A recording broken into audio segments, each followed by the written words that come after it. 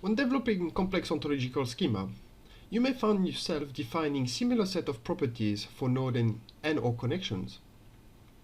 Instead of creating those properties over and over again, you can create a user-defined model, or UDM, which you can then reuse anywhere in your ontology.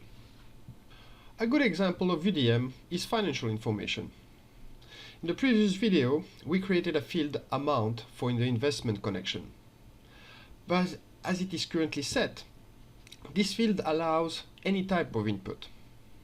While flexible, such an approach is not the best if you want to run queries based on that particular information. So instead of a string field, we will create a UDM to capture this information in a more structured way. To create a UDM, click on the User-Defined Model tab, which bring up the list of existing UDMs. Next, we can add a new one, give it a name. So here we'll call it transaction info. Click apply. And now we can create properties for that particular UDM. Here we'll create one for amount, and we'll set this as a number field. Then we'll create one for unit, and here we'll set the potential values.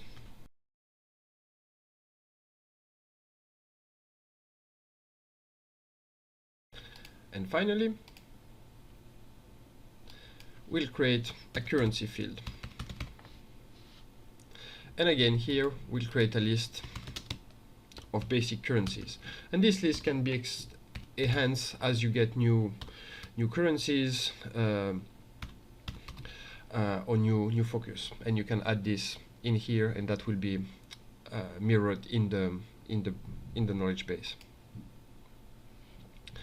So once you've saved your UDM, you can call it anywhere in the brain. So we can call it in nodes. So if we say company and create a field for transaction, we can then call object, apply, and look for the transaction information panel. And now automatically all the field will come up. So here I'm not gonna keep this transaction field here. Instead, I will go to my relationship I've created earlier, and now I'm gonna remove the amount. So it's important to remember that if we've added already information in amount in investment connections in a node base, in our knowledge base, deleting the field will remove all the data associated with it. Here in our case is not a problem, since I haven't created any such connection just yet.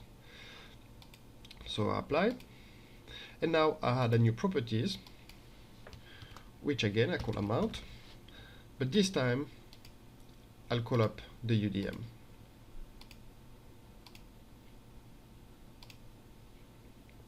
And here we go.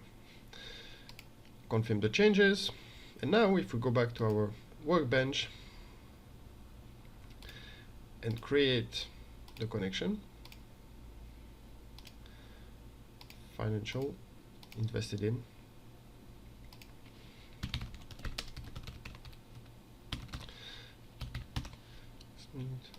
and now in the amount we can put the information we have.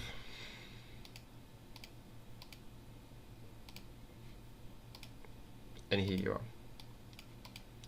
So UDM are a great way of standardizing your information architectures across your whole knowledge base.